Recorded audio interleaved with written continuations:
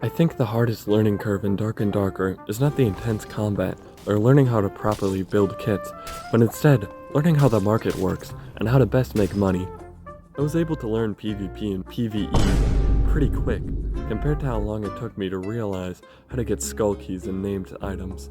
PvE mode, as well as this recent semi-wipe, crashing the skull key economy, made it possible for every Dark and Darker player to use named artifacts no matter how many hours they have. So get to farming before it's too late and this game dies forever. In this video, I will show you how to best farm the first floor of Crypts. This farming method can easily get you a skull key every 40 minutes. One of the best ways to farm money is to sell the Alchemist's Cursed Bellcraft to vendors, which uses 2 armor scraps, 1 demon blood, and sells for 1700 gold. Speaking of bells, make sure you subscribe and hit that like button, otherwise Iron Mice will make you sign a frockin' NDA. Now let's talk about the best loot modules that you should always be looking out for. The most important module that you should always rush to first is the Great Hall. There's up to 6 living armor spawns that have a chance to drop an armor scrap.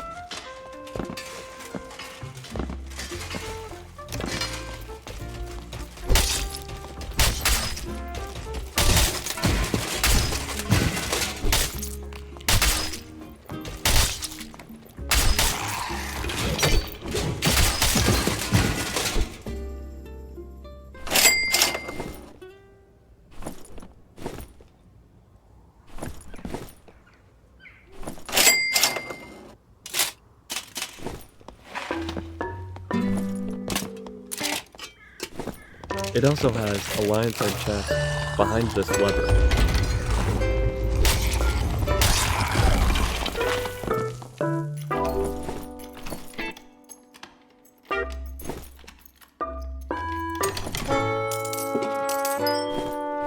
The next module you should visit is the refractory. It's one of the newer modules recently added.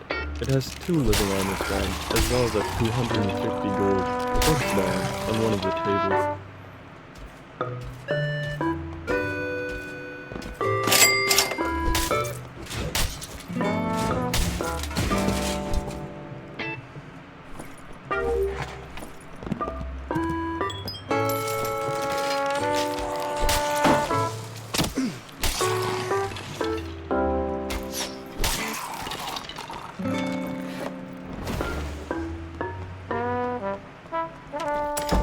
If you see the Keep module, I always head there last, since it has a static blue portal. It also has 2 potential living armor spawns, and 1 250 gold book spawn that spawns on the bookshelf in the 2nd floor.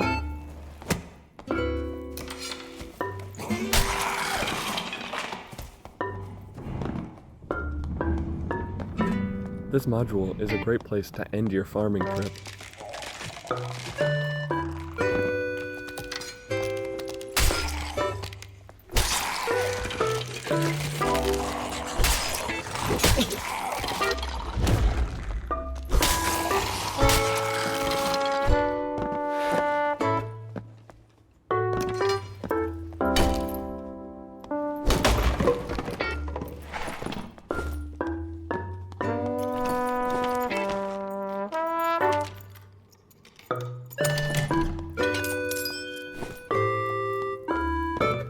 I compiled all of the best armor scrap farming modules here in case you have a hard time finding them on the map or just want to screenshot them for later.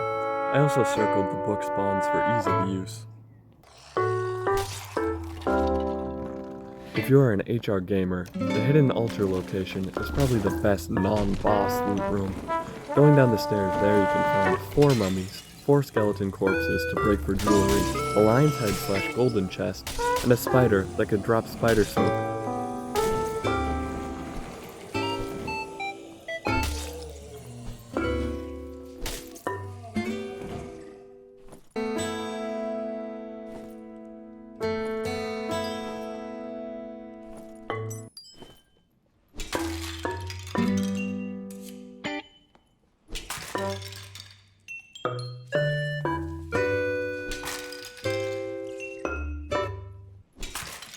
In order to access the spider and lion's head, you interact with the hidden lever that is a goblet.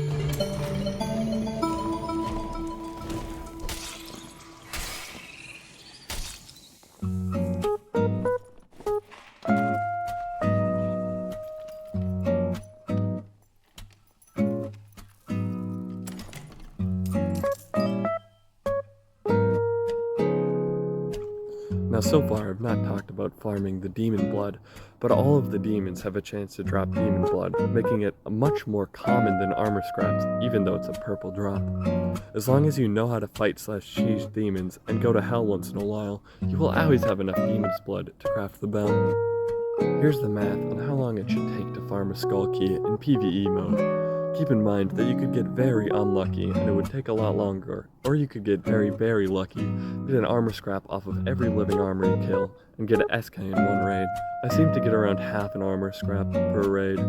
One armor scrap every 2 raids. Portals and exits open at seemingly random times, so farming raids can last anywhere between 3 and 8 minutes, but let's just say 6 minutes on average. It should take you 24 minutes to get 1700 gold from the bell. If you also loot lion's heads and look for the quest books, you should be able to get around 400 to 600 treasure loot per raid. This in total averages out to around 3,700 gold per 24 minutes. Since skull keys are so cheap right now, around 6,000 to 8,000 gold because of the early wipe announcement, it should only take around 40 minutes to an hour of farming to get a skull key. So with around 3 to 4 hours of farming in PvE mode, you could get an Echo of Screams, or only around 2 hours of farming to get a Soul Scraper. If you're willing to sit in Trading Hall for a good deal, it's very easy to get named items now. Alternatively, instead of buying skull keys, you could buy expensive items and then sell them for skull keys in the Trading Hall.